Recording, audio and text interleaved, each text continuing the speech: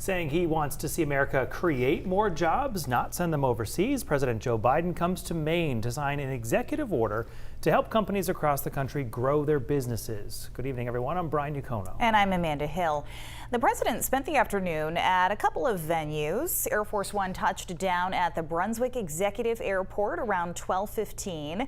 From there, the president traveled by helicopter to Auburn, where he spoke at Auburn Manufacturing, a textile factory. He then flew back to Brunswick, where he got into a motorcade to Freeport for a private fundraiser. The president was scheduled to leave within the last half hour or so. We have team coverage for you today. Vivian Lee is in Brunswick tracking the president's arrival and departure. But we begin with Zach Blanchard in Auburn, where the president made his case putting American companies first. Right, Zach? Yeah, Amanda, that is right. The president's stop here at this manufacturing company in Auburn was the first event he's had in the state in the last 5 years. His message: invest in America, invest in Maine.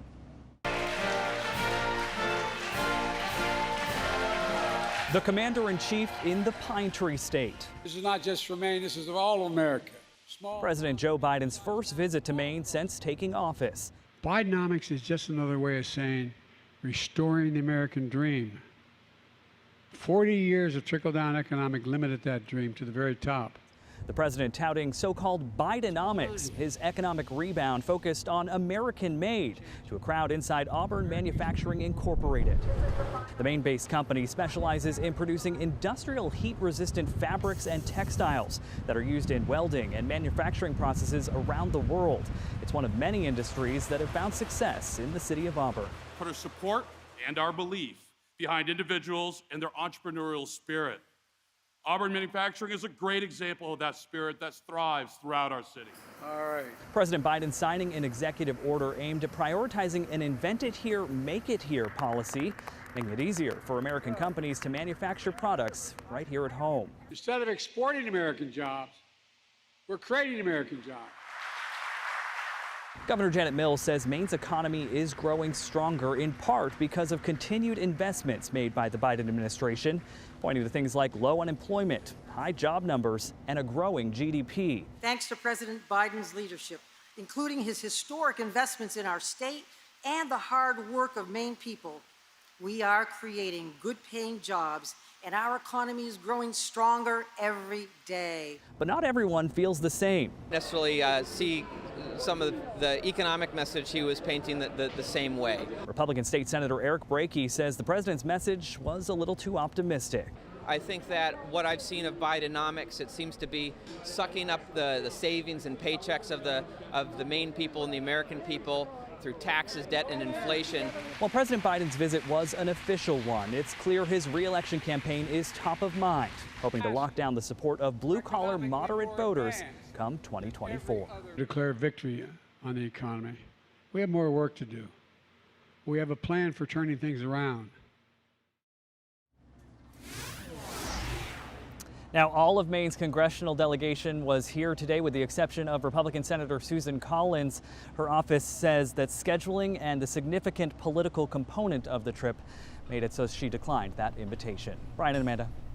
Zach, thank you. And we were surprised to see the 747 version of Air Force One touching down this afternoon. However, then again, the runway it used was in fact part of the former Brunswick Naval Air Station, so lots of room to use there. Vivian Lee is tonight live with more.